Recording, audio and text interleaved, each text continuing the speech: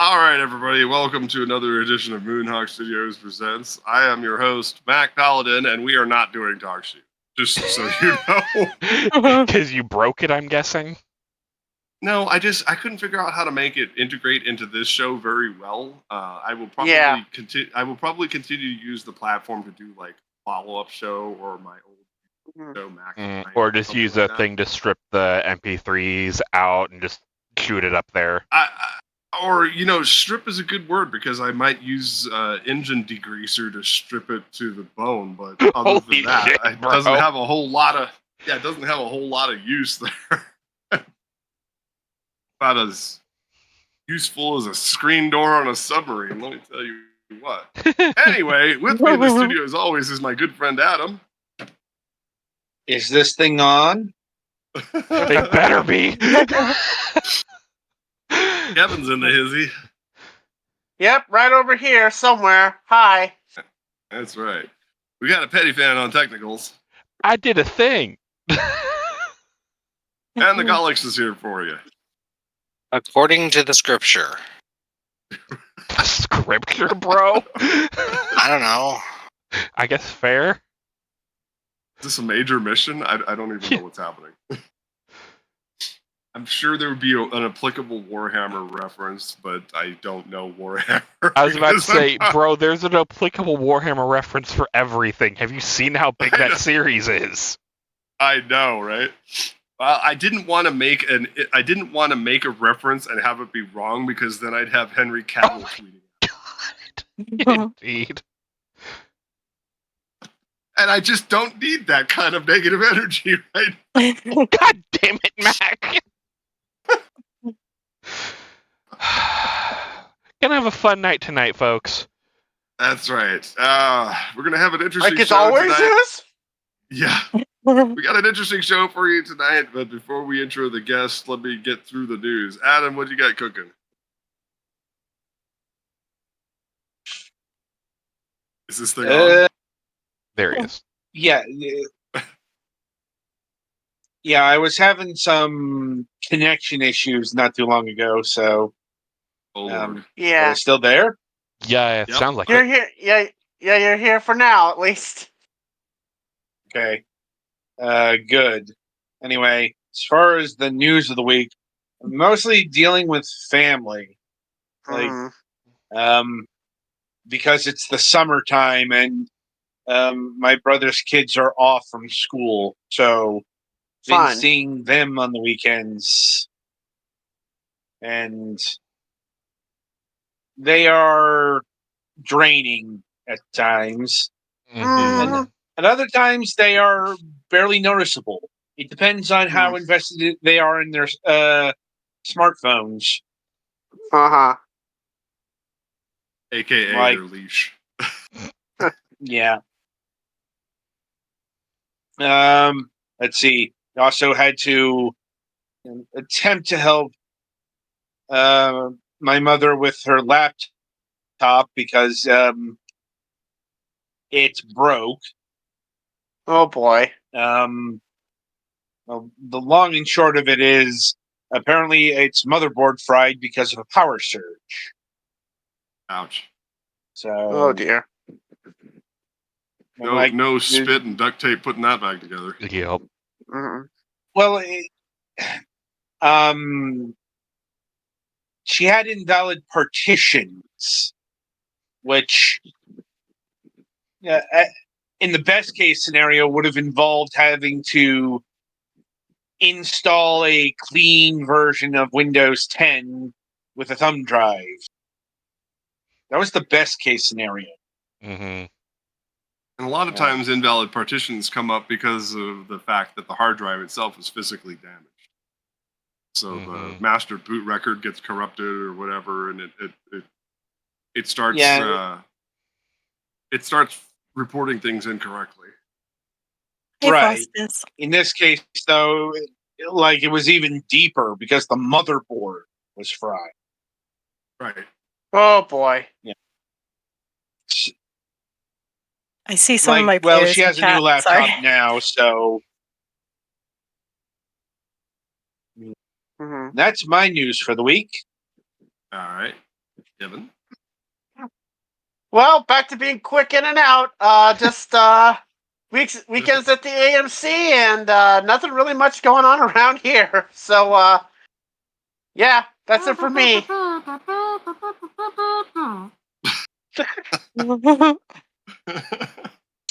right. Betty, what's your news? Honestly, relatively quiet here. It's just been getting hot. Tomorrow we're going to be looking at a heat index of over 100. So Nothing. I'm going to be jumping my ass in the pool for most of the day. You might as well use it. Yep.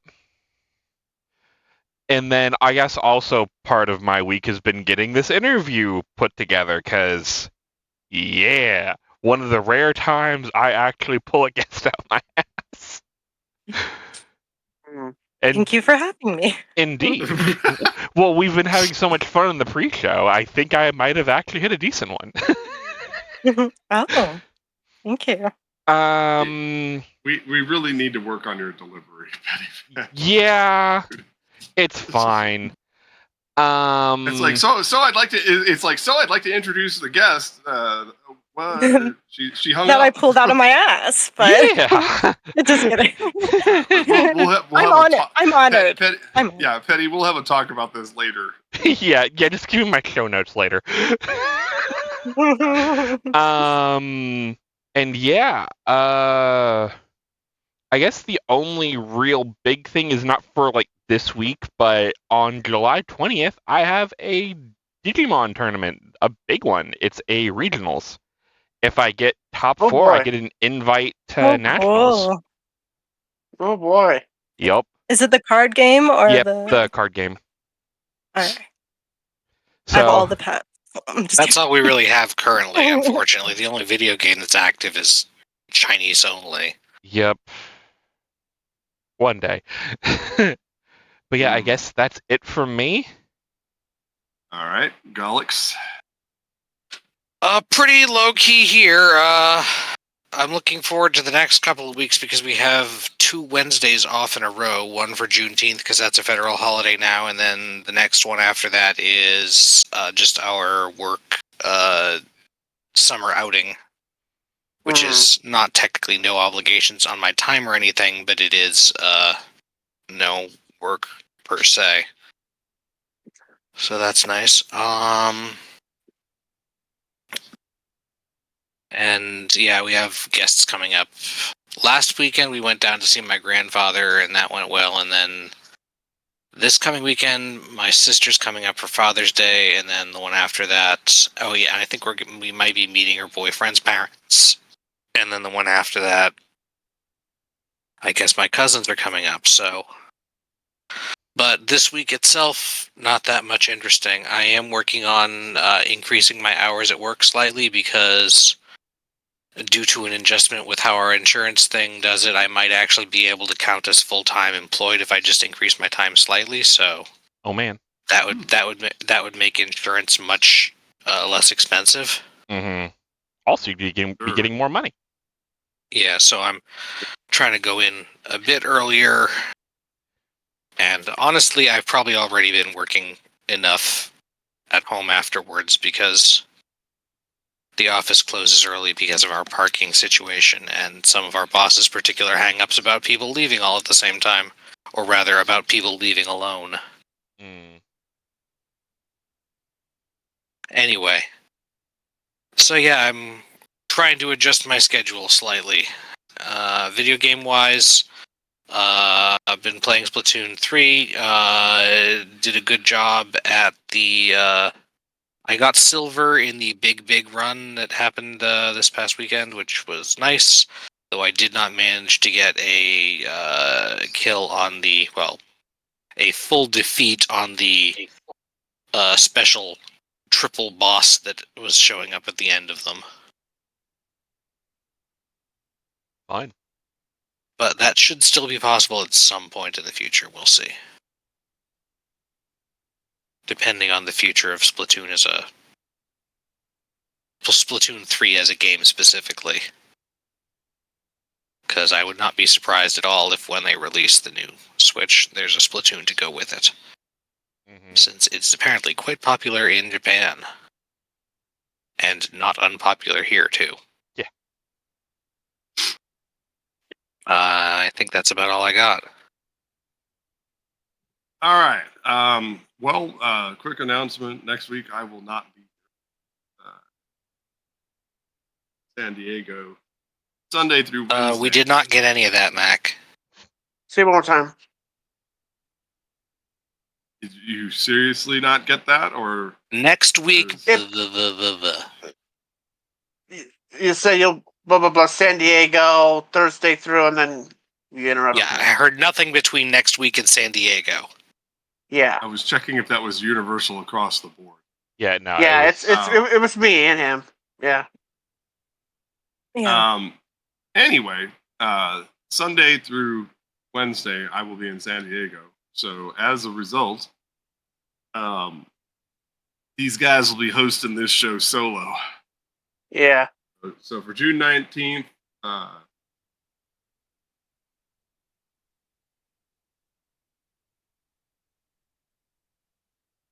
I guess that is right because that's 7 days.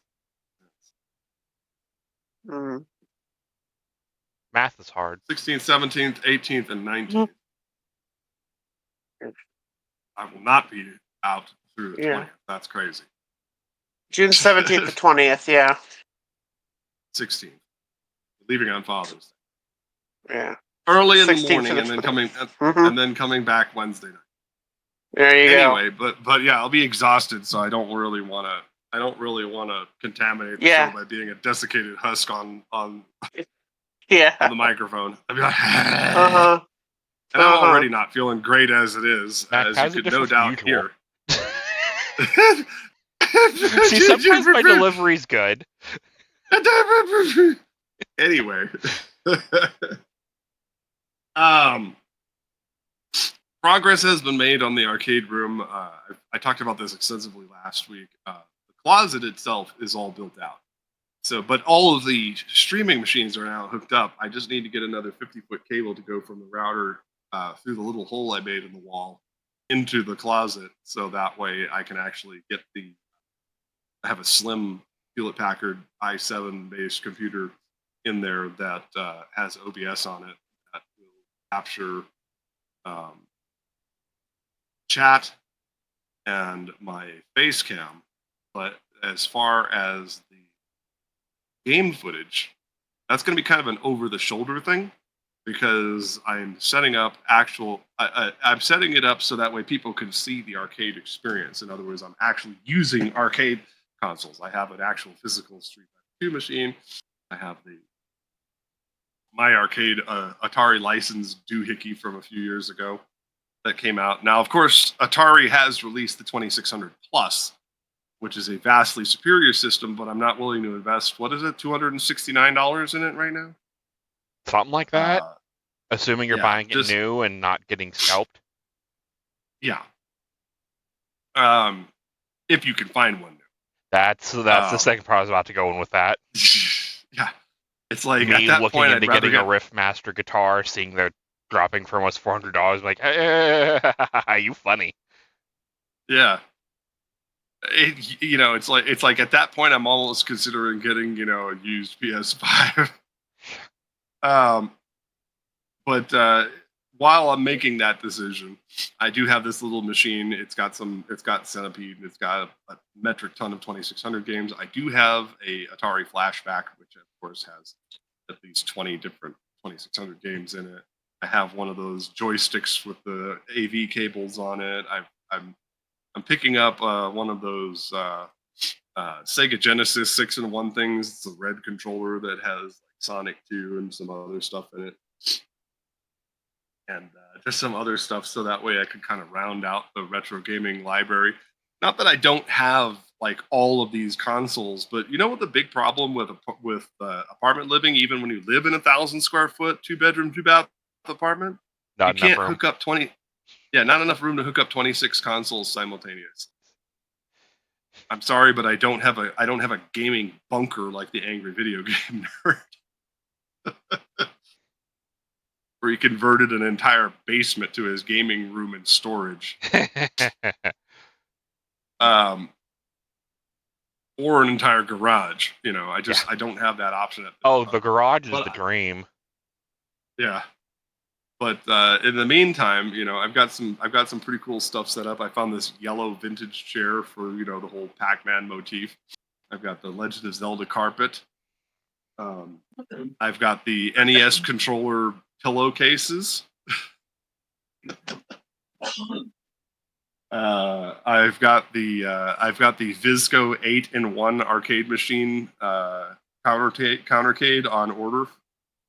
I'm building the Pac-Man machine.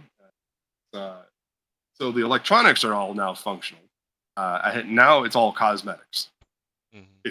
It's changing it from a functional piece of crap into an art piece.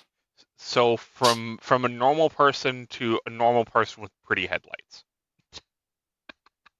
Sure, we'll go with that. But I do want to get a Midway machine. I want the from 1UP. I want to get the Mortal Kombat machine, not for Mortal Kombat because I suck horribly at Mortal Kombat, but because it has a bunch of other stuff in it from Midway. It has like at least 8 other games in it that are not Mortal Kombat. And I've got an assortment of these arcade collections across multiple consoles. But that will start soon. And I've got an MVS Mini, which of course has 45 SNK games in it. I have the entire collection from Amazon Games that I got for free 3 years ago. There's just on and on and on. So I think I'm as ready as I'm going to be to launch. I can always add things later in variety. But as far as like the whole dragging of the feet until I feel that it was sufficiently ready to start. Right. If I delay any further at this point, then it's just ADHD perfectionism. God, that's a mood. Yeah. ADHD perfectionism and executive dysfunction preventing me from doing Oh my God, me. I have that. Welcome to the club. We meet on Wednesdays. Yeah. Yeah. Literally. That's what created the series. Yeah. You're talking to a guy who has 10 different webcomics under his name. All of which operate under the schedule of sporadically. In quotation marks. Bro, the question mark's like 3 miles tall at this point. Yeah. Yeah, it's gonna be pretty solid. I've got a nice variety because the whole purpose of my channel is offering nostalgia at a very affordable price of nothing. And like I said, Golix and I got to talk to him about the actual scheduling, but hopefully we'll be able to go back to making moves on Mondays and return to doing Langrisser around 5 or 6 o'clock in the PM Pacific time. Shadows Mist and I are still doing City of Heroes. Of course, I will be off this coming week because of the whole San Diego sojourn. And I need to find out if my Wii U is still functional because apparently it took an 8-foot drop off of a shelf when they were jackhammering the floors. Oh, fun. Were they not going to tell you? Oh, I just came in the room and apparently the entire rack had fallen off the wall and the Wii U was actually laying in the dirt hole in the middle of the room. Oh, fun. Oh boy, fun. Yeah, I had to climb. I feel like that's a metaphor for the Wii U itself. Wow. Yeah, I had to jump into a hole in the ground to dig up my Wii U. A literal hole in the ground that was created by a hot water pipe bursting. So funny.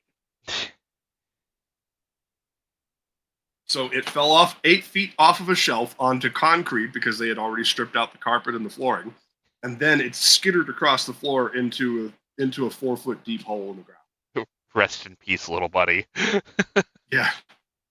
Luckily, I only had the 8 gig model. It's just that I had the entire DLC collection for Hyrule Warriors on it. Ooh. And of course, I was the dipshit who decided to get the Wii U version of Shantae Half Genie Hero. And Oh now you boy. can't get it back because the store is shut. Yep. Oh no. So hopefully it turns on at least. Nintendo consoles tend to be resilient unless they're made by Retrobit. My Retro Duo has died. When I shake it, it sounds like there's sand inside of it. Oh, that's not good. Yeah, I'm It pretty might sure have the popped a circuit board fuse. just.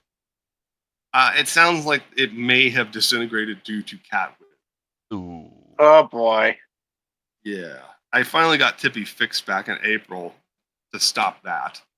And it has stopped, indeed. However, Mhm. the damage was done. I've had that retro Duo for over 10 years now. And that's paperweight. Yeah.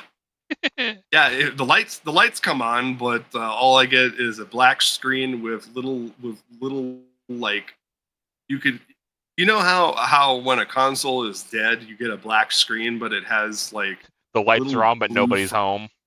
little blue fragments of interference on the cathode ray tube. Mm-hmm. Yeah, that's all I get. Yep. And then when I turn on the NES side of it, it goes. No blowing. There is no amount of blowing on the cartridges that I can do to fix that. Phrasing? I'll leave that to your imagination. Hmm. All right, so without too much further ado, let's get to the main event here. Woo.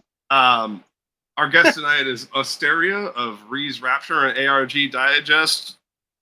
Austeria, welcome to the podcast. Hi. Thank you for having me. You're like, Welcome oh for shit, I having wasn't me. ready.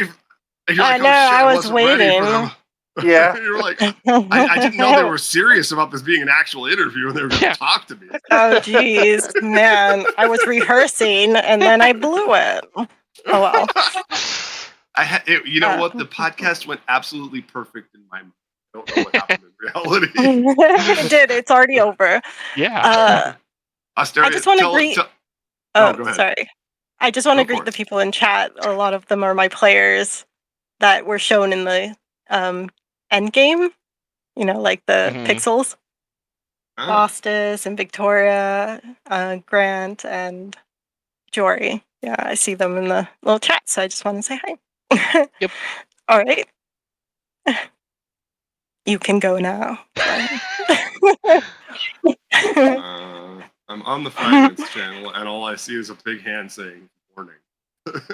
Oh, because I did Trying to put find- the adult thing on because Rhee's Rapture gets dark and has a trigger warning list about 3 miles long, and I wish I was joking. Oh, is that all? Is that all? It has Yeah. all the spices. It's Because I'm a colonel. Wait. an adult game. Yeah, I would know something about that. Yeah, we know you would, Mac. Anyway, but that's a discussion for a different podcast. Austeria, tell us a little bit about yourself and your website. Who are you and what do you do? Well, I made an ARG called Rhee's Rapture, and it took over my life for 2.5 years. As you do. Yes. With someone with ADHD hat.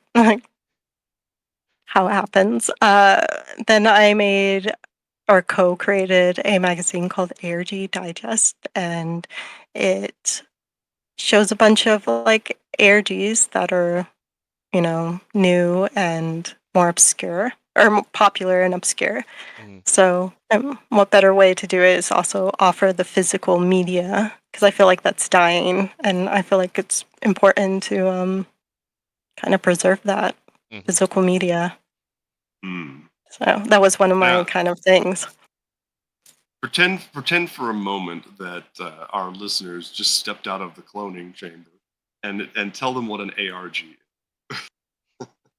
So, so an ARG is alternate reality game. So it crosses fiction with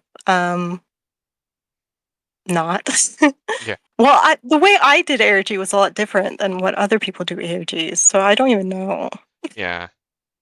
Because I really went ARG. I'm like, this is you, and you're interacting with this guy, and blah, blah, blah. Other Mhm. people, it's just like discovering a puzzle or something. But I don't The even term know. unfiction gets thrown around a lot too. Yeah, because I think unfiction for me personally is just like people who don't have the exact type of interaction, like Disney Mhm. actors. You know what I mean? Mhm. Where they're like, I'm Peter Pan, and then they act like Peter Pan. Mhm. I don't know. And it's one of those I guess- things. It's real for the characters. Type Yeah, deals. like in my series, it was like a live ARG, which is even more intense. Like you're with Mhm. this person and you're like going on this adventure with them and helping them and stuff. So it's pretty intense. Nice. All right. Ordinarily, this is the point where I have Adam unleash the fury, but you actually have a rapport with Petty Fan. You know, when he's not doing ass pulls.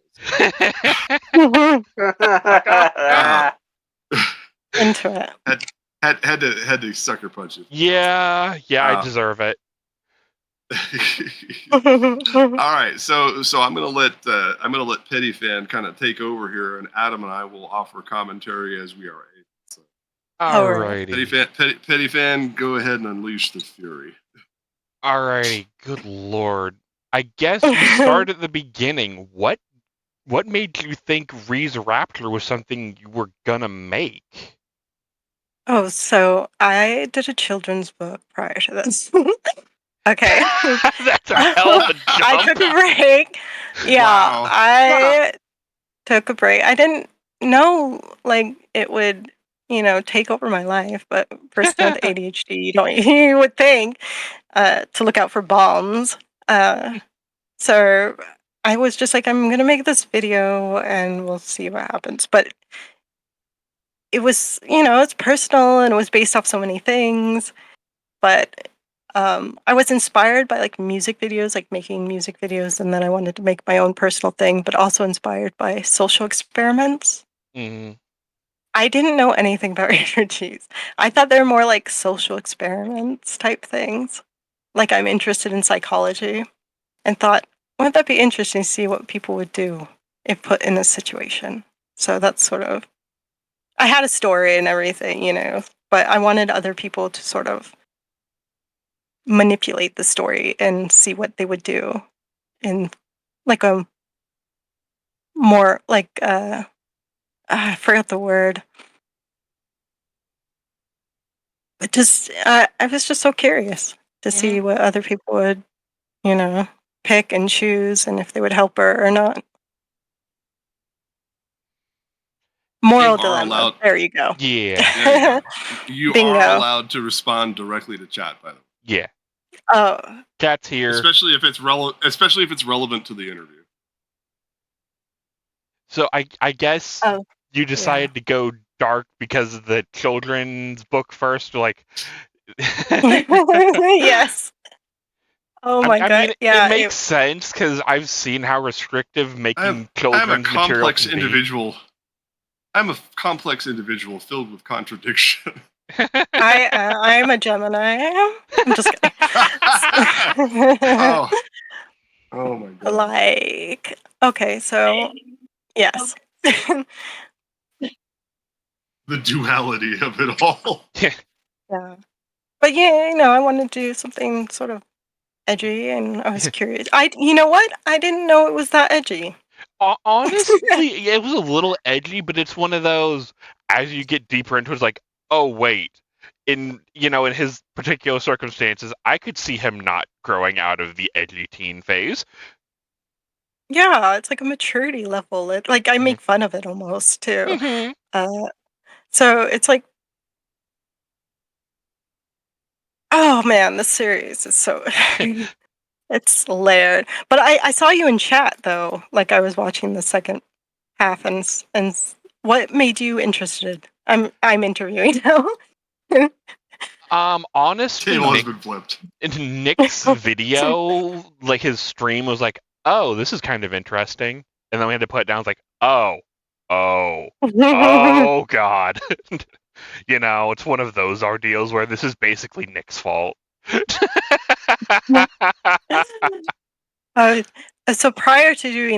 So I did the children's book, but prior to doing that, I was a pedo slayer.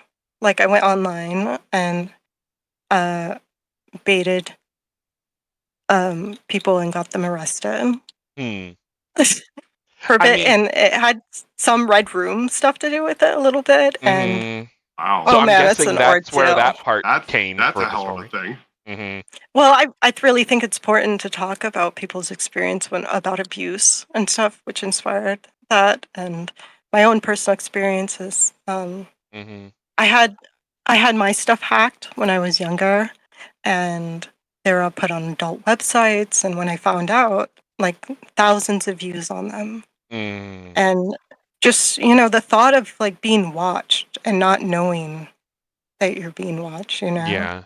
And I was curious to see what people would do, and I thought they would hurt her, but they didn't. So, you learn more about Rhee than her because of the moral dilemma about it.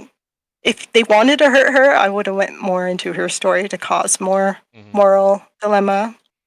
But now, I guess kind of jumping forward a little bit, have you ever thought of like making an alternate story of like what if they decided to go the more violent route for the game, or is this just one of those people can speculate on their own type deals? They just have to speculate on their own because I would have to play it over. Yeah, people would have to be mean. Yeah. If she died or re-died, the game would have ended. And throughout the game, they could have killed him or her. Yeah. I put it out there. So it was very up to the players what they would do, and they made the story beautiful. Like it came out so beautiful. I was like, oh my god. I wanted her dead. I'm just kidding. No, it was so beautiful. It was so touching to see how it unraveled, and that's just totally the players and their dedication to this living ARG. And how much leading did you have to do, if any, at least at the start? Because some games there's a lot of leading that needs to be started with. There's some games that you just kind of, let it flow. Don't get me started about Epsilon Gamma. It used a lot of. Well, I'm curious. Okay, go ahead. Well, with Mac. Okay, yeah. Like, what are you talking about? That sounds interesting. So I did a total immersion RPG on forums 15 years ago. It was called Epsilon Gamma for Starship Moonhawk, and we had a player that we have coined a phrase, "Don't mic this up," and Mike mic'd it up. Oh, that Mike? Yeah. for I guess for those of you not in the loop, there used to be a. Do we call him a friend?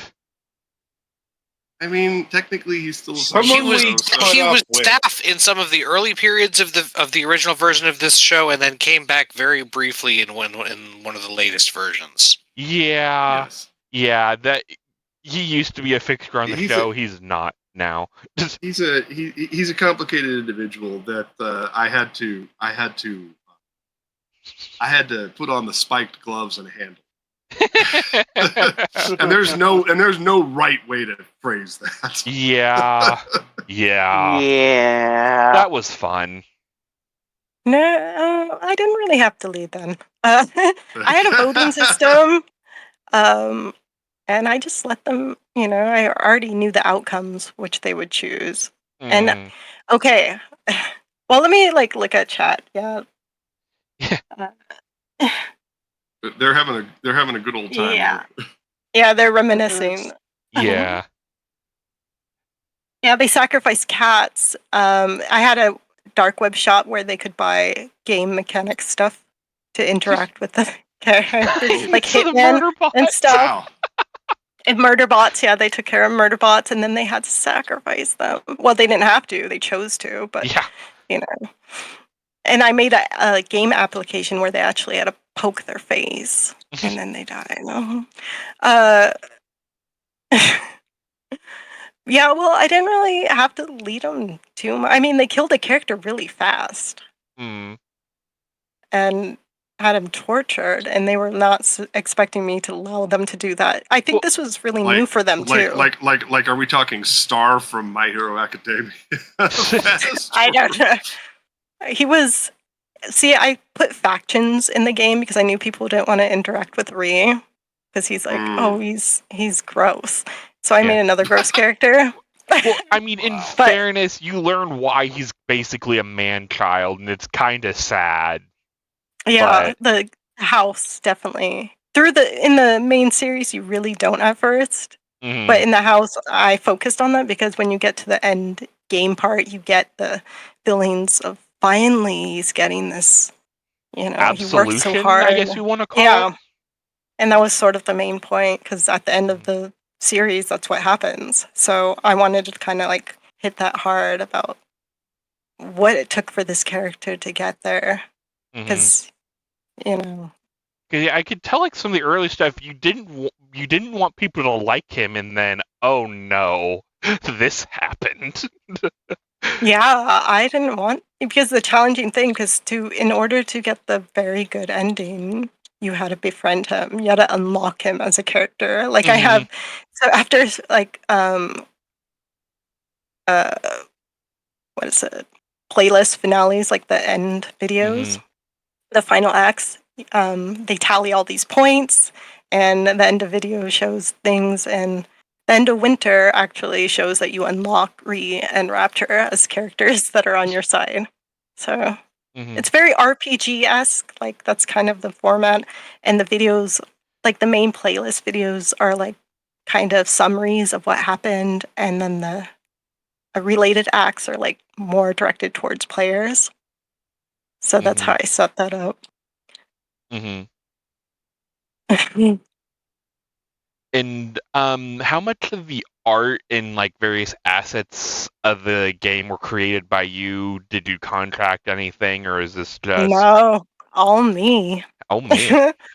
Yeah, I'm an illustrator and I learned a lot of things. I learned how to do programming Mm-hmm. and writing and well, I wrote a little bit. Mm-hmm. I started getting into music and I don't know. I did all the camera work. I had sometimes people hold the camera, but I mostly did it. And Yeah. sometimes I do voice acting too. Yeah. Just my whole, I'm just a whole. Mm-hmm. That would have sounded like a much Team. more interested but unfortunately it croaked out because I'm ill. That's okay. I'm very ill too. I don't even know how I sound right now. You sound Oh my fine. God. We've had Okay. far worse Decent. on air.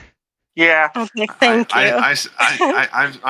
I know I sound like a two-stroke gas-powered lawnmower engine right. So I guess Right. you mentioned that you had like endings plotted out. Are there any other endings you want to like go into that the people never got that you already had penned out that you were thinking about?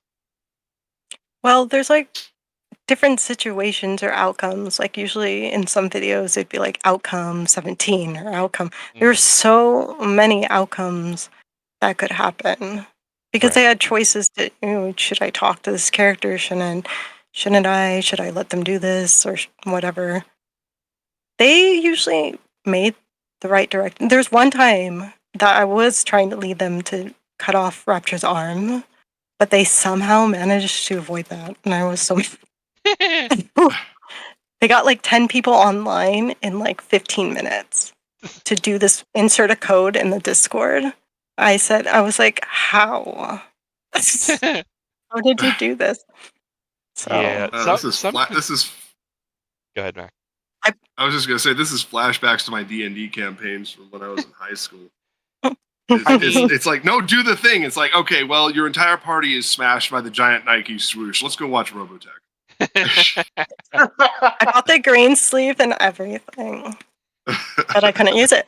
And then instead they made them bang. That's why they banged. Well, that's He got laid because of the players, and that's what happened. I need that on a T-shirt. Let's be real. The players got him laid. And you mentioned Discord. Like, how much of a component of the game was Discord? When I learned to do the bots, because I made the R1 bot and the Rookbot bot, because I made AIs, because after Rook died, he had an AI, and then Rhee, so the AI had like game mechanics where you could shut his Twitter down. I played all the characters, by the way. Yeah. And I made so many profiles. So Twitter be like, "Are you good?" I know. That's why Elon. That's why Elon private likes. I believe that. Near the end, we said that he made a gateway to hell, and like it's when he switched up things and it messed up everything. I don't. It's an ordeal. You have to look. But anyway, so I made Rookbot, and he's an AI, or she's an AI. And she had game mechanics, so she could shut down like Rhee's socials. So he has an AI, so he could interact while he's gone. Or yeah. I forgot what we were talking about. I'm so nervous. What was the beginning question? We're trying to keep this casual. I know. It's just so much. I know. Like, I forgot the original question. It's just an ordeal. Just like setting up the Discord bots and how difficult it was. Yeah. Okay. Yeah. I was talking about the AIs, why they exist. Okay, so yeah, they had a lot of codes. They would put in codes, so there was a lot of gameplay involved with putting, using the Discord, because it was sort of, I thought, interesting. So I made spelling errors throughout the series. I'm going to say purposely, but let's... Just smile and nod at the camera. So I used them as code inputs at one point. So, there you go. Yes. So yeah, the ARG is on. To answer your question, yeah, the Discord was used quite often as a game mechanic. Twitter was used, like polls and stuff. So because I know for the longest time, Twitter was a big, mechanic use thing. Oh, for ARGs, yeah. And then there was the YouTube comments as well. But I know I haven't seen many who've used Discord bots, so that's kind of a new one. Yeah, I didn't know anything how to make Discord bots, and then I learned how to, and I was like, yes, because I had AI characters, and I was like, this is perfect. And yeah, and I could program, so the original house was the Finale game application at first. So I programmed the bots and everything. So the Finale people had to put their names to unlock certain things. Yeah, so and I like to make things a physical representation of everything too. And then there's Cheesy Puffs. Yes, and then there's Cheesy Puffs. There's actually a game application on my channel which has Cheesy Puff lore, and you throw Cheesy Puffs. Or no, you don't throw. You give them to trick-or-treaters. And then Oculus attacks the trick-or-treaters. As they should. Yeah. They're talking about seducing it. They're talking about seducing a demon in chat, and I said roll for Riz. Oh my gosh. I have to read out. Oh boy. Oh, they love the murder bots because they raised them babies, so they bought them clothes, so they had the shop, and then like Tamagotchi style. Yes, I did that on the Discord. So oh god, they could raise their attacks and levels, and they could equip clothes to them, and they had to get a certain amount of power to win against the network, which was jigsaw puzzles that are put together. You don't even know. This is such an This is some of the This is stuff you had to be insane. there for when it was live type craziness. It was insane. It was I just saw the dramatic. aftermath from when Nick Nocturne went through it on stream, and I can Just only a imagine the hint. hellscape that this was when it was on live. Yeah. Oh, they had to teach Roofbot by using memes. When Roofbot came, they were like using binary, and then I'd teach her memes using memes, and then people were just filling her head. Like they were sending in the most weird. She's like most weird memes, and I had to reply using that. It was. Sometime when you let the internet, when you give them Oh, an yeah. inch, they go a mile in the other direction and laugh at you while running. Mm-hmm. She's What do you had some have? memorable A knife! moments. No! Why can't I get you to do the thing, damn it? Yeah, Yeah. it's It like hurting was. cats. Only harder. I mean, you're not wrong. It was interesting. Mm-hmm. And I know you have a lot of like music. I know some of it's. I'm kind of shocked you haven't been DMCA'd yet. I don't even know. Yeah, Apparently, it's okay. I know. But- There are some songs that are shockingly in the YouTube library that's good for you to use. Oh, like when I went into this, I knew, I already knew it was going to be copyright. I really didn't think about it. I mean, to be Because I wasn't fair, gonna with make the money from various it, but- subject matter, monetizing this was going to be a Sisyphean effort. Oh, yeah. So, I thought it was so interesting to try to, do secret messages through the music and through media. That was sort of the game mechanic that was just a big thing at first. The first two acts, and then I used less and less of it, and he opens up and he starts talking talking about himself, and I use a lot more illustrations and art that I created. So, but yeah, that fucked me over. I'm just kidding. And how long was the game live for? A year and a half. And then the, I guess, Cliff Notes version, if you want to call it that, the visual novel is available on your site? Yeah. And how much of the live experience is there? Is it just almost 1-to-1? What do you mean by that? Is there I know there are some codes in the visual novel and stuff like that, and is there any other aspects that you kept in the visual novel from the game, or is it just there's just some stuff that you won't get unless you were there? Yeah, basically you walk do the end part, but you would have to watch the related acts to kind of get the gameplay of it, or read the document a player made. Of course there is a document. There always is a document. There never isn't a document.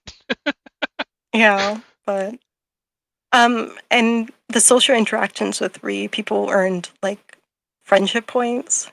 So they would get friendship points, or that was me. I had a friendship point thing, and so yeah, your own little Google Doc with usernames off to the side. Oh, you call them a dick? -1. Yeah. You did it in a nice, eloquent way. Okay, plus half. Yeah, pretty much. And is this one of those things that the game was only live for certain times of day, or whenever you uploaded something, or is it always going for X amount of time? It was just sort of random, and I think because it was during kind of COVID-ish, people were more available. Yeah.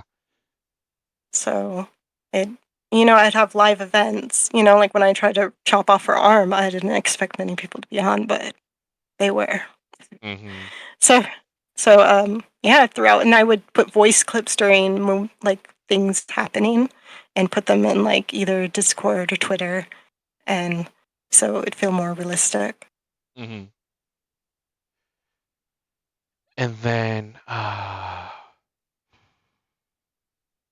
so the epilogue in the visual novel, that's kind of like how the good ending they earned, right? Yeah, that's like the best ending they could have got. So I guess technically it was could have there been a quote unquote better ending, or no, I think that was pretty much like the best ending. Mm, They could have got worse endings. mm. Yeah, there is always worse ending. I think looking at it is the best ending Mm. because they helped her in a way. Well, I haven't finished the epilogue. I put it on a hiatus. I know. I'm just sort of like, I really want to do the comic, the Executioner X right now. So I'm just gonna do that. And like, I guess right now, is the game over or is it just on pause? The game is over. The epilogue had gameplay, but it's over. It had a final vote. I just have to film the ending videos. Mm. Good to But know. the Executioner X will have gameplay. And Some like I guess puzzles. we can move into Executioner X now, unless anyone in the chat has any final questions about Rhee's Rapture. Oh yeah. I guess, yeah, I guess we can at least start a little bit in what is Executioner X. Well, Rhee's in hell now because he died. Yeah. Okay. I mean, based on his life, he wasn't going anywhere else. Yeah. So right now he's in hell, and it's sort of set up like a jury thing, like court. And the people, his life is transmitted onto YouTube, and people will have votes to determine what happens to him. That's just a very, very short, whatever thing of it. But I'm going to try to attempt 360 videos. I learned to do this, and I think that'd be really cool. Mm-hmm. And is it going to be on the Rhee's Rapture channel? Is there going to be another channel made for this? It's going to be on a Executioner X channel, like a separate channel. All right. It'll Just be kind of linked, keep though. the games separate and whatnot. Yeah, it'll be linked, though, to the RR.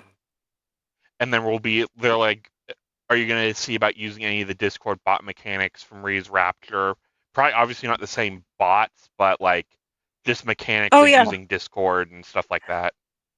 R1 will still be in use. I've decided that some of the puzzles will lead to things where you can send things to Rhee from hell, like money and stuff. It's like prison. Only more demons. And I will show it in the comic. Like I will draw it and put it in the comic. So, yeah. And it will affect the story in some ways a little bit. So, Rhee's Rapture was YouTube, Discord, and Twitter. It had Instagram and TikTok, but they weren't used as much. What platforms are you planning on using for Executioner X? Is it still going to be the same basic 3, or are you going to try branching out into other? I'm going to probably use my website and Discord and the YouTube channel. I will also use Twitter for some votes because there's a little bit more reach there. This is very small right now, so. Right. So just don't try to use likes for votes. Yeah. You have to vote. So are you still in the early stages of, like, I guess, quote unquote pre-game? Yeah, I did a little vote. I'm just working on finishing the comic illustrations, and then I'm going to make them into a video. And is the comic just kind of like the, I guess, preamble? Post Rhee's Rapture's post epilogue? It's the synopsis. Oh, no. It's the prequel sequel. It talks more about his life. Yeah, and a lot of the house had a lot of like flashbacks, and that will more go into, and you gotta decide his fate. And I guess, do you have any, like, obviously you don't want to spoil the endings, but do you have a few endings you kind of want to see happen, or is it just like, let the people play the game type deal? kind of both. Like, I'm always curious to see what people do, but if, like, it doesn't get much traction, it has a default type thing that happens. So I've always went with that. Like, I would just keep doing it and, see what happens. I always have, like, sort of a default ending if no one interacts. So I can And do you continue the have like story. time frames? Like, is it like 24 hours, 48 hours, a month? What's your time window looking to be like? Probably a month or two between Alright. things because, creating the comic is like 30 plus pages Oh and then cutting no! up the videos. I know. It's an ordeal. I would But imagine. I am manic, so we'll see. So So I'll see what happens. you got like a percentage on how close you are to getting at least ready to start Executioner X? Yeah, like a few weeks, I think. I always say that, but It's been I'm very few weeks close. 3 years ago. Yeah, I know. Well, I'm like at the 30th something page, and then I'm gonna start doing the cutting the videos, and I don't know. I'm excited. I just think it's interesting and traumatic. Totally not something you're going to send to your grandparents unless you want to get rid of them. They're invested. I'm just kidding. I don't know. Turns out your grandparents are like, I'm into that shit. Maybe, I don't know. My mom's weird. Yeah. Be like, I'm buying it. I don't know. Oh yeah, I'll have the first chapter on Amazon. If you want to support me as an artist, I'll post it there and you can buy it if you like my art. And then there'll be free digital versions too. And then of course there's videos. It's gonna be a thing. Yeah. So, and is it going to be like similar, like in tone to Rhee's Rapture? a bit when it comes to like interaction, a little bit, but it's not as intense because I die. And like content You like wise, similar. You probably aren't going to get this monetizable on YouTube. it's gonna be art. Like most of the videos are gonna be art and comic like style and 360, so you can move the screen around. So you know how the 360 videos on YouTube where you can turn and move and look? So it's going to be like that. It's like interesting. Yeah. I just figured out how to do that. It's going to be one of those things, use those for solving clues for puzzles and, you can look, like, there'll be creepy things on your side. Like, there'll be metaphors for things, you're in position of this person. You get to experience the trauma. Who doesn't want that? I'm just kidding.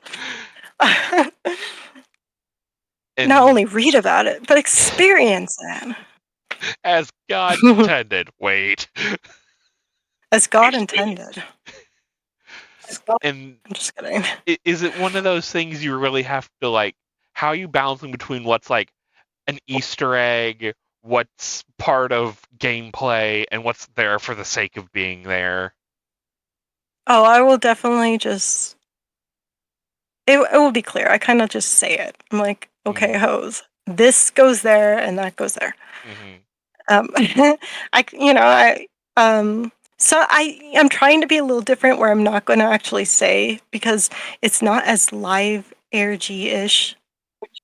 Maybe people... I don't even know how old like people do ARGs, like how they find things. I have to figure that out. Looking at like some of the souls for some of these like other stuff, I'm like, how in the hell?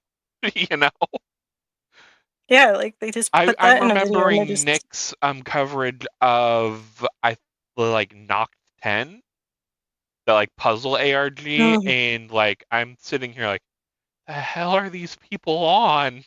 I'm kind of scared. Are they World War II code breakers? Yeah, like I'm not... I want things to be kind of fun-ish. I don't want it to be like it would break the world if you don't figure it out. So I'm Mhm. balancing it out. Yeah. I want like bonus things. If you do figure out this puzzle, you get a bonus to interact with the series and be part of it. Mhm. But if it isn't solved, it's not gonna, You're not gonna mess have to things go the up. entire drawing board because Yeah. because you mentioned you have I guess default path set, hmm so that is good It's to like, know. Because there are some people who they're basically screwed on a hiatus because either people that didn't get enough attention or they didn't account for people not getting too deep in their yeah. puzzles. Yeah. I think that's with the ARGs right now. There's not enough or not a lot of like players Hmm. to interact with these games, especially small ones. It's really hard for Oh them yeah. to grow. I was very lucky to have such a um, hands-on like group of people who Hmm. were like dedicated. Yeah. Looking at chat, you got some crazies in the best way possible. I love them. I'm sorry I can't respond to all yours, but I see them. Hunger Mhm. Games as gifts. I love all of them. They made the thing so special, and you know, it made me keep going during Mhm. difficult parts. So And they had memories with the character, which I think ARG should be. Like they befriended this character. They Mhm. had a connection with them, which is so interesting with fiction, I think. Just Right. to have that component. Outside of something like a video game, you really can't do that. You know? Yeah. Which I think ARG's potential, because I thought ARGs actually just do this all the time. Mhm. And I learned they don't. Yeah. You're just kind of I would watching it and like maybe throw a bone, but don't really interact. If that makes yeah, sense. and I thought, oh, the potential of like going on this journey with this character and you Mhm. befriend them and you know about them and you have like it was very traumatic when he passed away, like when he died. Like, Mhm. I had to try to prepare people. Like it was like, it was his friend, their friend for a Yeah. year and a half. Yeah, not just friends with the characters, but like community friends. Oh yeah. Yeah, a lot of people like met friends there. Victoria says I made several friends through RR. Yeah. Mhm. It was like a group. Yeah, very dedicated group. Mhm. I mean, that's where we find some of the craziest people we end up spending our time with. I joined this show as on a lark for the post shows, and now I'm running the tech. Crazy what happens when you find a like-minded group of people. Oh yeah. Just brilliant. Debatable. Just wow. Debatable how like-minded we are. And then Just I see. breaking your shoes. I know we do this all the time. Yeah, I have It's to nice seeing clarify for those Grant who are new and listening. Anderson and Mhm. Victoria and Jory and Faustus. I just want to shout out them because they're also great. Yep. Trying to think if there's anything else I want to go into with Executioner X right now, and I'm not really thinking of anything. So I guess we can talk about the ARG Digest. Yeah, it's a magazine where we do like stories of actually Grant in the chat is co-creator. And we have writers that do articles on ARGs. And we have little puzzles and stuff. I think it's just awesome to have like a physical or an option for a physical like media part of ARG. I mean, alternate reality. What's better Yeah. to do than just than a magazine? And like, are any of the puzzles related to like any of the ARGs you're covering, or are they just Um, puzzles to have puzzles? some people there's an option for promo for people to submit free. Mhm. Like people can submit their ARG promo, or it's open to artists and musicians, not just ARGs, because ARGs use a lot of musicians and artists and stuff. It's a multimedia type thing, so it's Yeah. open to everyone to submit something, and who knows who will grab it and look at it. So, And I know that you do some interviews on there, and I know there are a lot of ARGs that their creators don't usually come forward. Are there any, like, I guess, quote unquote, white whales, like an unattainable interview that you'd love to be able to get, whether you unknown creator or Oh. something, or they just, go under a pseudonym and they don't really talk publicly? well, JP Grant does the interviews, so I don't know if he's still in chat and wants to answer this, but there's one called, I'm gonna fuck this up. No Sleep or I Don't Sleep or something. I can't remember. Love to do an interview with them. We did I think they were there. They were in our Halloween issue. That's just one on top of my head. Would be really cool. Or Backrooms and. Oh yeah, I know like several big projects like Backrooms, Slender Man, stuff I would like love that. Gorillas. Oh God, for sure. They're like the first ARG to me, anyway. I think. yeah. And it's one of those ones that was so subtle you wouldn't have known unless you dug a little bit. Oh yeah, Grant does a lot of gorilla lore, so who knows? I'd love them to be cover. That'd be so cool. Yeah, sadly we don't know gorillas, or else we'd be like, hey, yo, here's a email for you.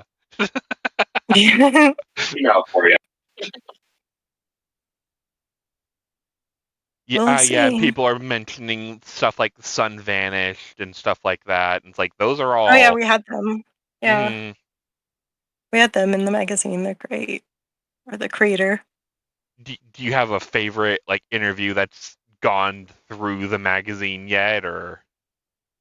I don't do the interviews, but I don't know. I like them all. I think they're all cunty in a best way possible. Like great. Like I can't stop using that word. I'm sorry. Did I fuck that up? It's fine. You do the art for the magazine as well, yes? I do the graphics. I put everything together and format it. I do my own illustrations that I put in, but. And you mentioned this is physical. How would can somebody order a physical magazine from you, or is it more just like you Off can have it Amazon. printed? Oh, that's cool. Yeah. We have it so you can buy it off Amazon, and you can buy old copies. It just stays up, but we have the digital for free, and you can download that. We're just trying to spread it. It's nonprofit, so we really don't earn that much from it. So you basically just paying for the printing fee. Yeah. On it. And I'm trying to think. I think that's all I can think of. Do you guys have any other questions or comments, or? I have a question. I don't think this was covered, but how did you come up with the name Austeria? It used to be Austeria, and I just randomly did it because I did the candy bowl on Halloween, doing the first one where she like eats herself, and I wanted to comment in the comments, but I didn't have an account, so I just made one real fast, and then a few half a year later, I'm like, I'm gonna put an A at the end of that. Yes, the traditional way of coming up with an online handle. I made it up quickly for a forum once, and then it just stuck. And then I tried to change it to Austeria, but then maybe it was too late. I'm not sure how it works. It's either one. I don't care, but that's just sort of how the name works. Indeed. Anybody else have any other questions? Nope, I'm good. I'm good. Adam, you good? Nope. Alrighty then. I'm good. It's been lovely having you on, Austeria. Thank you Oh, very look, a much for having me. bot that needs to go into a hole. 1 second. Oop. Oh boy. It's fun. Buy them viewers. Yeah, no, let's not. Anyway, it's been a lovely interview. We'd like to see about having you on again when there's more to talk about with Executioner X. All right. Great. And yeah, again, that's Austeria, creator of Rhee's Rapture, Executioner X, and the ARG Digest. She's available on everything. Yes. I love you all. Thank you for coming out and watching me struggle with speaking. I'm just kidding. we do it weekly. It's fine. You made it. Yeah. You made it seem effortless. Come on now. Thank Yeah, you. You did a good job. I'm deteriorating, but thank you. Just kidding. Yeah. Well, it is about time to wrap up anyway, so Good I night. guess Mac, it's time for you. Fade into the shadows. Yeah, Yes. it's your turn to do our wrap up. Why go scream in a corner for 6 hours? Well, we do have the entertainment segment, so Oh right, yeah, entertainment. not quite done yet for about Yeah. 19 more minutes. Yep. But nobody is obligated to stay except for the team. Yeah. Do I leave or do you You're want? I welcome don't to know. leave, Yeah, yeah. you can head You out. can stick around, but you can bow out if you so desire. I'll just sit, I guess, and laugh. Oh, And there's then going to be leave. plenty to talk about because I'm going to lead in. I'm going to lead in with the All right. Paramount Skydance fiasco. Yep. Oh boy, yep. Oh yes, Sherry did it. She did it. Yep. So let me just lay down the groundwork didn't here do before it. everybody comment. Yeah, let me lay down the groundwork here before everybody comments. So welcome to the Right. entertainment segment. Good The night, Paramount everyone. Skydance merger is dead. At least for the moment, unless we hear otherwise. But yeah, it's No, toast it's dead. because It's dead. It's dead. Well, Skydance put out a let me- statement. Sorry. What did you say? well, let me finish here. So it's Go ahead. toast. Skydance is out because Sherry Redstone said no, and the information that I was led to understand from independent sources is that one of the primary reasons for it, if not the only reason for it, was that Sherry Redstone felt that David Ellis was overvaluing Skydance a little bit, didn't like the idea of a merger under those circumstances, and is looking for an outright buyer, which of course is a trifecta scenario that our most recent ex-president would no doubt approve of. Yeah, from Because who knows more about overvaluing properties than Donald fucking Trump? yeah. Well, also Larry Ellison is a Trump guy, so that's not a surprise, really. Yeah. Yeah, from what I've read from what I've read from pretty much everybody here is what happened was,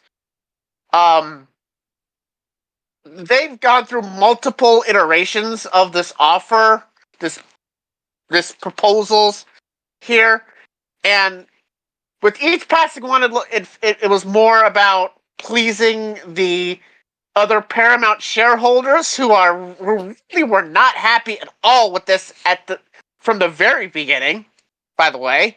And we're talking about I think it's, what was it, Class B, I think it was? Yeah, What, so the remember? deal was that the real poison pill here was that in spite of the fact one party wanted the common shareholders to be able to have a say in this merger, and the other party didn't.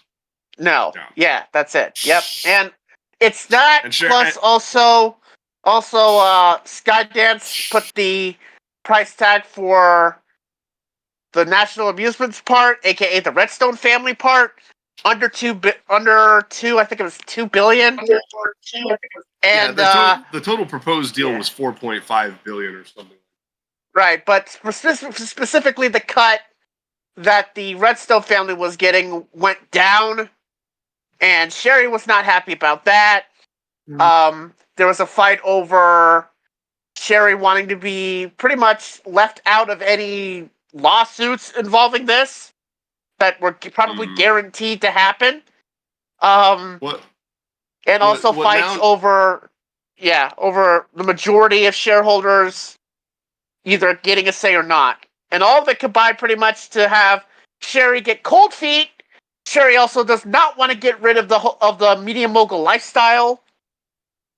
So she decided to get cold feet at the altar, and literally at the altar, because the Paramount board was going to meet to prove this deal, actually. And then Sherry got on the phone with them and said, nope, we're done. Literally at the metaphorical altar. Yeah. Literally at the metaphorical altar, yes. Yeah, there was paperwork drafted. They were getting ready to sign, and then everything There was just specifically there was a meeting that was going to take place an hour before Sherry called them and said, I'm out. I'm done. So I'm going to just simply take... Yeah, sorry, go ahead. No, I was just going to say the latest information is that any deal going forward is going to be a complete buyout and not a merger. Yep, it cannot be a structured merger. It has to be an outright buyout. Cash, signed, sealed, and delivered. Yep, Sherry's going to cash out and just going to walk away and laugh at Paramount as it completely disintegrates as to whoever she decides to give the bag to, because this is the worst case scenario, honestly, because it's going to go to a private equity deal now. And because the Sony deal, Sorry, Byron Allen is out. Byron Allen is out. There was no chance of that. Sony's offer was cap, as the kids say. And the only contender left that has the clout necessary to pull this off, of course, is Bain Capital. Ugh. Yep. Well, it's actually two players involved. No. Wait, there's two players involved here. There's the Bronfman.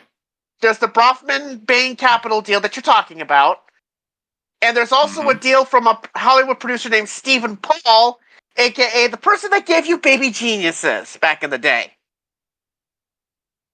Those are our two contenders, ladies and gentlemen. I saw that movie.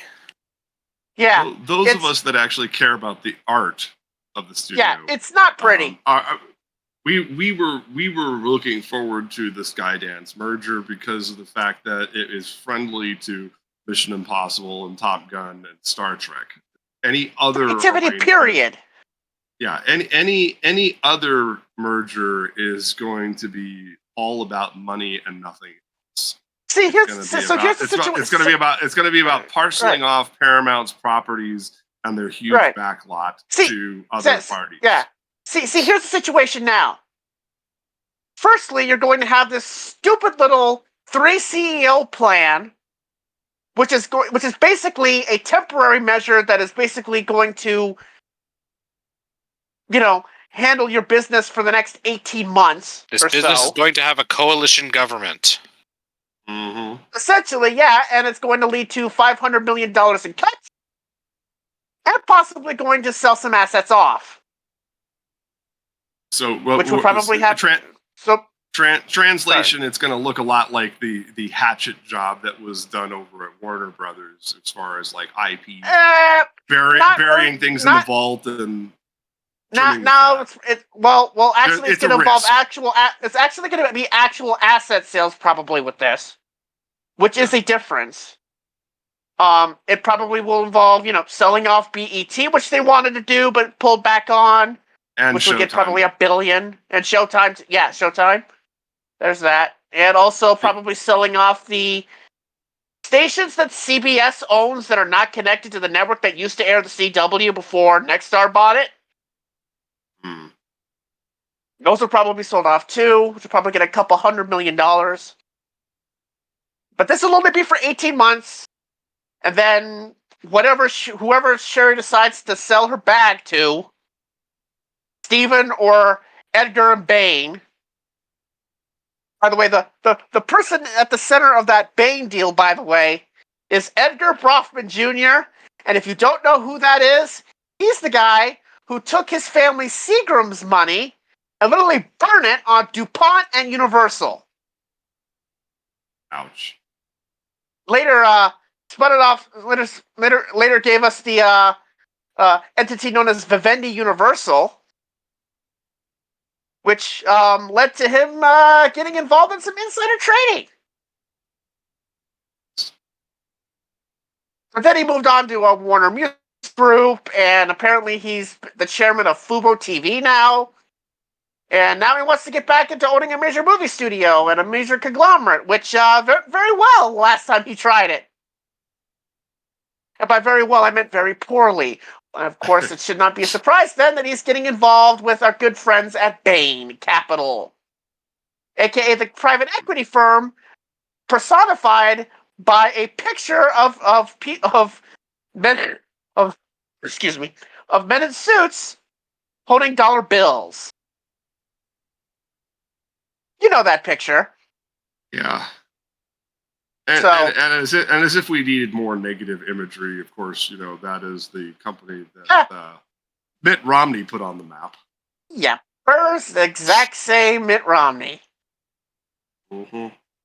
He's the guy smiling as he takes a hard-earned dollar bill from somebody.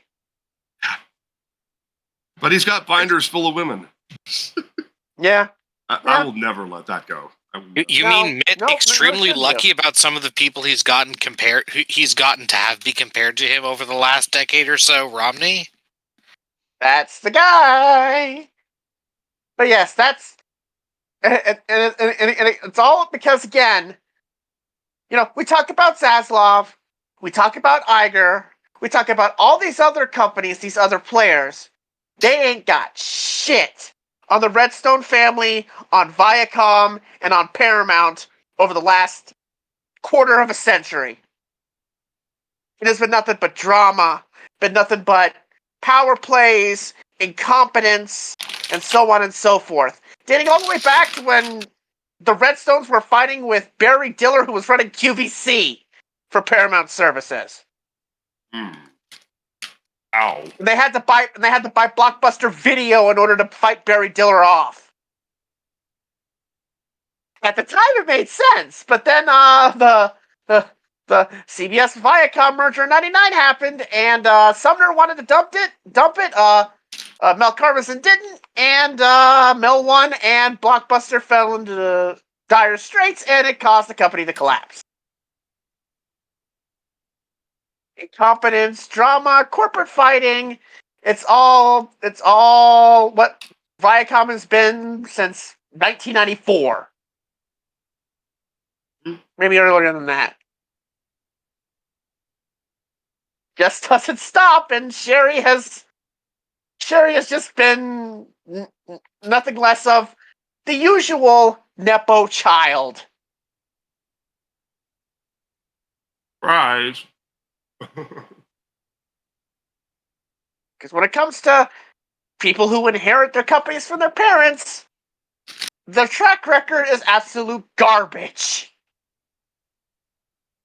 Sherry's just following along. As a former San Diegan, following the San Diego Chargers debacle for 25 years. Good old Spanos. I find that eminently relatable. Mm-hmm. Special place in hell for Dean It's- Spanos. Mm-hmm. It's like, Sherry did all of that work to wrestle the kingdom from her father. Did all that work to merge Viacom and CBS, and then just pretty much let it come to Fucked this off. over the last year or so. Yeah, and now Basically that's what fucked she's off. going to do now. She's going to, pretty much that's what's going to happen now. She's going to probably let her CEOs do something for like a couple of months, and then she's going to put forward that guy, forgot his name, Charles, forgot his last name. Basically, somebody on the Paramount board who was whispering in her ear, this deal that you want doesn't work.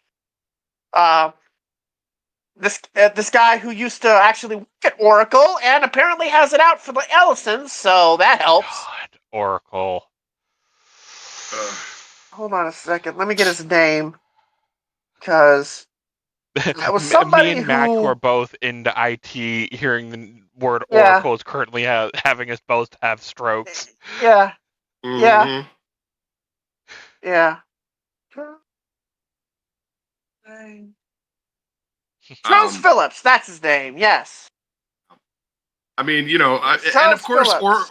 Oracle is at the center point of everything terrible the last couple of years. You know, especially since they're doing all of the data handling for TikTok. Yes. Yeah, the person as much as responsible for what's been going on here, as much as Sherry Redstone, is Charles Phillips. He is a director on the board at Paramount, who from 2003 to 2010 was the co-president and director of Oracle, and left Oracle in 2010, and apparently on acrimonious terms. Oh boy. And apparently, from the reporting that we've gotten, he's been very much a leader in being against the Skydance arrangement, and probably largely because of the fact that it involves the Ellison family. So it wasn't bad enough that you have someone who probably has no business running an entertainment conglomerate, pushing hard for a deal and then in cold feet at the last minute. Turns out that she got that cold feet from somebody who had an axe to grind, and now who Great. reportedly, apparently, Sherry might decide to kick those three CEO plan probably halfway through, and put in Mr. Phillips as the CEO until she can cash out, and then she'll just go home laughing and cackling as she just goes home. All right. That's a lot of information. So yeah. This Yep. this topic is starting to cause oral hallucinations, the kind that make me want to lay down on the floor in the I dark. hope you meant oral. Yeah, oral. Not Mac is hallucinating with his mouth. Yes. It's,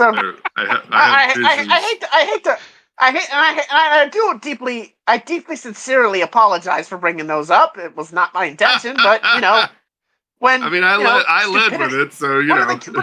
When in the game of capitalism, stupidity rules. Unfortunately, this has to happen.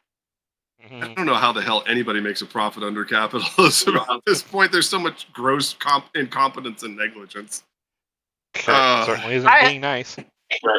Hey, people around you are getting screwed, but you're making money. As long as you make money, that's the way capitalism works. You make money, everybody else suffers. Oh well. First, they came for the arbitrage. God damn it! But I said nothing, for I was talking. Anyway, God damn it, Mac. As long as you're making it's probably time to wrap this episode up. Is there anything else worth at least mentioning off the top of your head, Adam, before we wrap up? There is. Oh. I'm like, let's corporate mergers. Oh dear, let's hear Oh, it. where now? Where's my bleach at? We have to go to Texas for this one because the Alamo Draft House has just been bought out by Sony. Oh dear. Yep. I thought they already owned them. It's the 1930s again. For real. No, they didn't. The Alamo what? Until now. The Alamo Draft House. House. It's a movie theater chain. That was basically serving the independent scene. It's basically the hip theater chain, if you will. It's not necessarily big and huge like, you know, AMC or Cinemark or stuff like that, but it's like, basically is it a similar concept to like Roadhouse Cinemas, you know, where they have like dinner and a movie type deal, or what? Basically, yeah. What's the gimmick here? Yeah. They also have a film offshoot. Like, trying to remember if they're they're the artsy type or the low budget horror type. Like I often get them mixed up with Draft House. Like, Neon. yeah. Yeah. But, Anyway, so I'm not sure if Alamo Drafthouse gave a reason why they got bought by Sony. Like, I think this just happened today. Like, yeah, they've been I'm guessing it's because they of were money. wanting a buyer. Yeah, they've been wanting to have a buyer for a couple years now. They filed for Chapter 11 back in 2011. Yeah. And they've basically been, dealing with the same kind of issues that all theater chains have been dealing with. Yeah, this does come off the heels of one of their major franchisees going bankrupt, which was behind the closure of Alamo Drafthouse in the Dallas-Fort Worth area, and also for some reason, Minnesota. Yeah, specifically the city of Woodbury, which is a suburb of Minneapolis. It was the only, apparently the only one in the Minneapolis-St. Paul area. So I know there's been a bit of consternation because, Sony is one of the major motion picture houses out there, and they just bought a movie theater chain. So, okay, first of all, the Paramount consent decree, that went away in 2021, I believe. 20. No, it specifically, it was specifically the sunsetting notice was given out in August 2020. Yeah. The point is, it's been gone for a while. Good number of years. Like, the only real shocker here was that it was Sony that was the one that did this. I think for a good number of years, everybody was expecting it would be Netflix to be the one to break this and bust this open. That's one of the things that I think led to this going by the wayside in the first place. Because here's the thing about for all those people who are freaking out about this. Like, that consent decree was 70 years ago.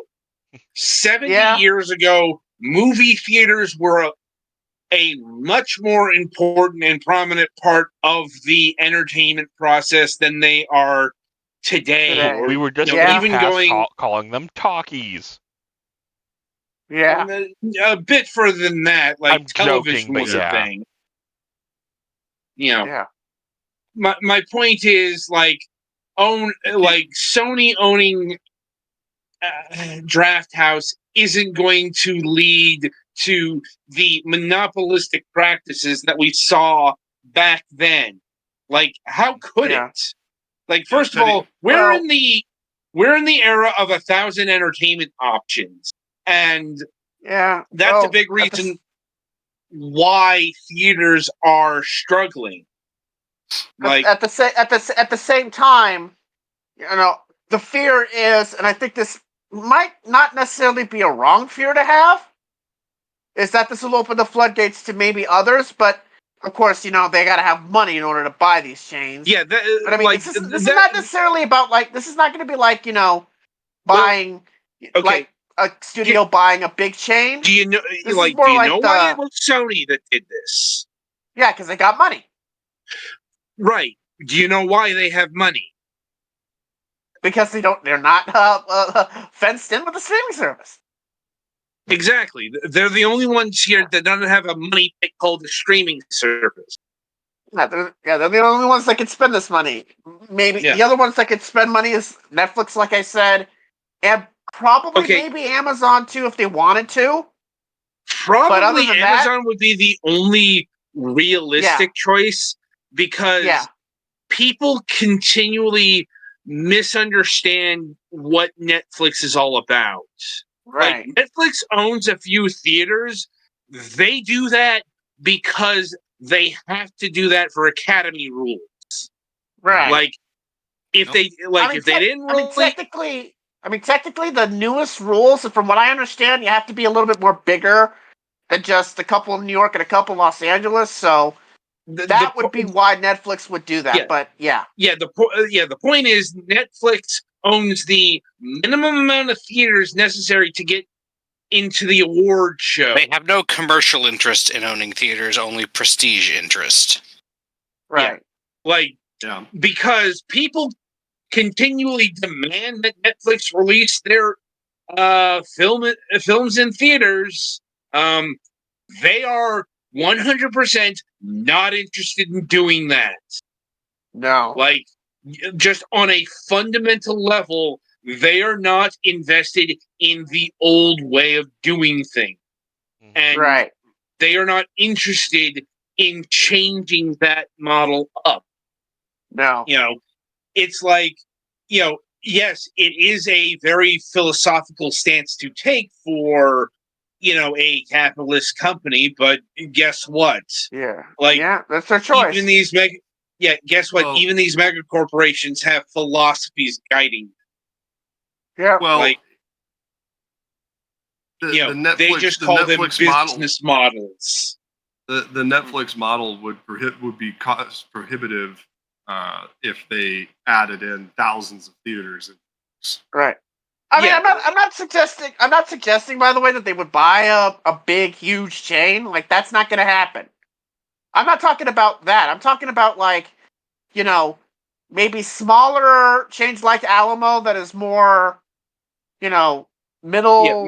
mid-ground, more Maybe independent. Maybe Like, a shutting- concern, Yeah, that's the concern here. That but it's like, there would come. I mean, that's not going to happen for a while because nobody has money. But realistically, how is this any different than just the concept of Disney Plus or HBO Max or Amazon Prime? Insert service here.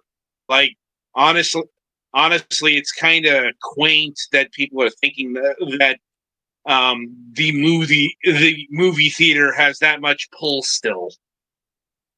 Like, I'm not saying that this is a good thing or anything like that, but it's No. like, no, it's not the mega chokehold that you think it is. well, like, no, just just because this of the- alone isn't. No. Yeah. Like, I'm just unless, saying, I like, mean, it would only be a problem if this leads to other studios making deals for other chains. But again, that no other chain has the money, and no chain period has the money to buy a big, huge mega chain. So yeah, it's like, I mean, that's not at all. I don't think would ever happen at this point. well, put it to you this way: the legacy media is already struggling with the legacy content that they have. Right. It's a big reason why Paramount's having such problems selling themselves off, because nobody wants the legacy networks. Granted, that also includes Paramount Plus, but that's more because I would Paramount disagree. Plus. I honestly would disagree with that because there were people who wanted to buy and wanted to buy those legacy deals. It's just they were pulled off the market. That's the reason why. But they wanted to separate the stuff. Right. And, there were people that wanted to do that, but they pulled out, and that's partially the reason why the situation is what it is, because there was a lot of anger and antagonism over the decision to pull off the market. But I'm just pushing back on that just a little bit. I guess, but still, like, this isn't the horror show that some would have, at least not here and now. Not yet. No. Not just this in a vacuum. If it's just this deal and there's no other deals, which is probably the likely situation considering the financial status of everybody. As long as it's just this, it's not something to be too worried about, but it is something to monitor because you'd have to have like Universal buying Blumhouse, and I don't know, is Cineplex Odeon still a thing? No, I don't think so. I mean, Yeah. frankly, it probably. I think this is probably the only deal of this kind that would lead to a real concern, considering the number of Alamo draft assets there are. But I suppose, but I mean, but again, nobody can afford right now to they're buy. not even they're not even like a national chain. I don't think. Oh, they're a national chain. Oh, okay. So that They like they I have. might be thinking of something else there. Like They got like things. They're mostly in Texas, yes, but they got they got locations in Virginia, North Carolina, New York, Nebraska, Missouri, Massachusetts. A couple of one just opened in Naples, Florida, like 2 months ago. Another just opened in Indianapolis in the spring. There's one in Chicago. There's a couple in Colorado. I mean, it used to be bigger before there used to be. Had to have a couple more, but then then they went into bankruptcy and otherwise earlier this decade. But yeah, they are not necessarily a big chain, but they are a very notable chain. Let's say. Anyway. Yeah, we should wrap this up here. Anything in anime news? Not this week. Yeah. Not. New Yeah, season we should starting, just what, go ahead. I was trying to find something nice to end on. Yeah, well. Sometimes that just doesn't happen. Yeah, sometimes we're not blessed with that luxury. All right. Let's see. So let's see. Next week is June 19th. We're going to have Zach Chapman on the show, indie comic book creator behind such titles as House of Blood, A Haunting of Mars, and Kaiju Blues. Adam, do you have any notes on that? Yes, we'll be focusing in on A Haunting of Mars, volumes or issues 1 through 3. A cyberpunk ghost story. A dangerous hacker is captured and forced on a suicide mission into a haunted house on Mars. Okay. A Kickstarter campaign is planned for this soon. So. All right. Well, that sounds very interesting. That's coming next week. Right. Of course, as I said, I will not be here for that, unfortunately, because I will be in San Diego. But the guys will be here, running the show and running amok, as they say. Again, huge thanks to our guest Austeria and for putting up with Petty Fan's line of questioning. Hey. Actually, it was a pretty solid. It was a pretty solid interview, actually. If I give you credit, okay. First of all, people would ask me if something was wrong if I was inconsistent by giving you too much praise on the air. People be like, "Is Mac dying? Is this the end for him? Is this the end times? Did the Mayan calendar reset again?" But no. So looking forward to next week for you guys. I will lurk the channel from my phone and maybe drop some funny lines in the chat. But other than that, that's it for this week's installment of Moonhawk Studios Presents Join Shadows Mist and I again a week from Monday when we do some more Blue Mondays. Till then, I'm your host, Mac Halliday. Thanks for watching. Stay safe.